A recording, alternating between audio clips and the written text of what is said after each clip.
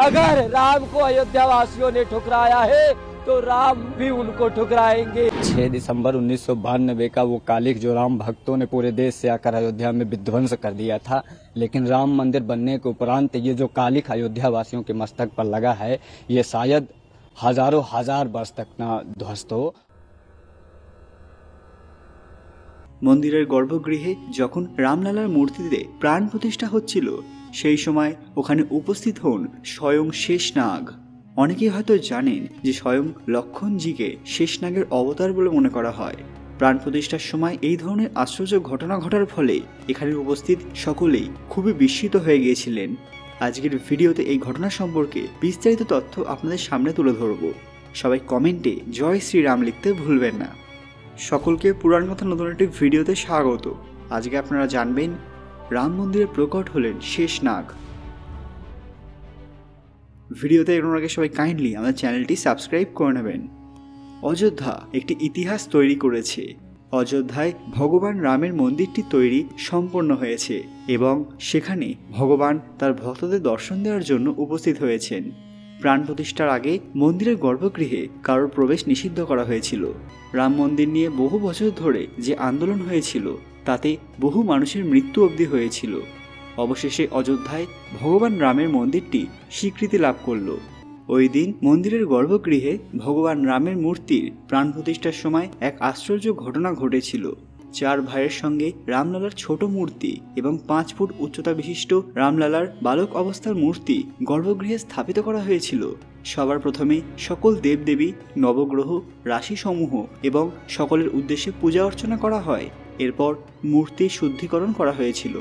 তারপর বৈদিক মন্ত্র উচ্চারণের সঙ্গে মন্ত্রপাঠ শুরু হয়।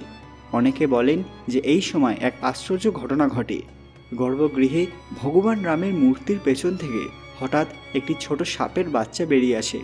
এই ঘটনা দেখে উপস্থিত সকলেই অবাক হয়ে যান। সবার মনে একটাই কথা আসে যে স্বয়ং শেষনাগ আহুতি দেওয়ার উদ্দেশ্যে গর্ভগৃহে উপস্থিত হয়েছিলেন। এরপর সকলেই তার উদ্দেশ্যে প্রণাম জানিয়ে সেই সাপের বাচ্চাটিকে সাবধানে মন্দিরের বাইরে ছেড়ে দেওয়া হয়। কিন্তু সকলের মনে একটাই প্রশ্ন উঠেছিল যে গর্ভগৃহ খুবই সুরক্ষিত একটি জায়গা, তাও নতুন মন্দিরে, সেখানে কোনো পশু বা প্রাণীর উপস্থিত হওয়া কোনোভাবেই সম্ভব নয়। তাহলে এই সাপের ছোট্ট বাচ্চাটি মূর্তির কাছে কিভাবে এলো? এরপর এই ঘটনাটিকে একটি শুভ সংকেত মনে করে সেখানে উপস্থিত সকলেই ভগবান শ্রীরামের উদ্দেশ্যে প্রণাম জানিয়ে অনুষ্ঠান শুরু করেন। এরপর সকলেই অপেক্ষায় ছিলেন সেই 84 সেকেন্ডের, যখন শ্রীরামের চোখের ওপর পর্দা সরিয়ে নেওয়া হবে এবং মূর্তির প্রাণ প্রতিষ্ঠা হবে। এই 84 সেকেন্ডে বিশেষ একটি শুভ মুহূর্ত ছিল, যাকে অভিজিৎ মুহূর্ত বলা হয়।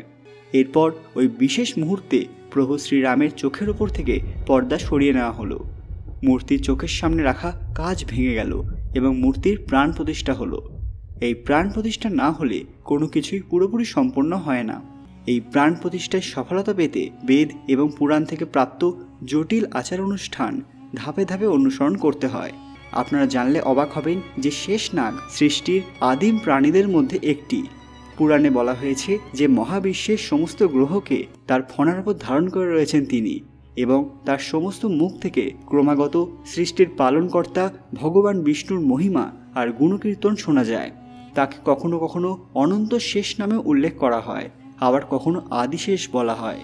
যখনই কোনো মন্দির বা অন্য স্থানে শেষনাগের কথা শোনা যায় তখনই মানুষের মনে এক ভিন্ন কৌতূহল সৃষ্টি হয়, কারণ শেষনাগ কোনো স্থানে অকারণে আবির্ভূত হন না, তার পেছনে থাকে কোনো বড় কারণ। পাশাপাশি রামায়ণের এক প্রধান চরিত্র শ্রী লক্ষণজি স্বয়ং শেষনাগের অবতার। এরকম ঘটনা অনেক ক্ষেত্রে অস্বাভাবিক বলা যায়।